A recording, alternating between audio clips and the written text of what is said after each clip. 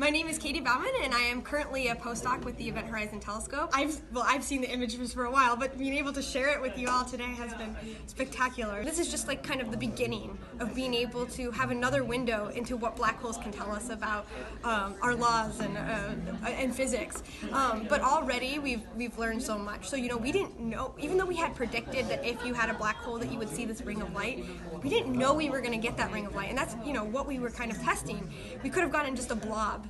And so seeing that ring and seeing a ring that has a size that is consistent with other measurements that have been done completely differently, I think that in itself is amazing and stronger proof for black holes than so many other tests that have been done before. It's the first time we actually can see the environment right next to a black hole, the environment of a black hole.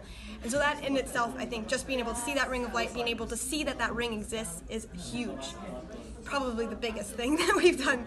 But then there's also all the things about what that ring tells us. The asymmetry and how it's brighter on the bottom than the top tells us about how gas is flowing around it, that it's on the bottom, that gas is coming more towards us and it's Doppler boosted and brighter because of that. And then eventually we want to be able to also figure out, what do these pictures tell us about the accretion, how matter accretes to the black hole, and how it's connected to jet launching, and how these huge, galactic scale jets, are shooting out of this black hole.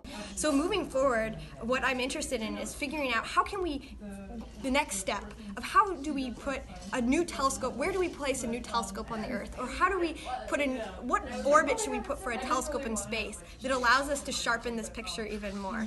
And simultaneously, we can't just independently decide, we want to put a telescope here or there. We should do it at the same time as developing algorithms that tell us, for this algorithm, this would be the best locations, or simultaneous, and by doing those together, you can get the best results. So I'm really excited for the future of this, of developing the techniques necessary to expand our array, to expand our algorithms, to get a sharper picture and learn more.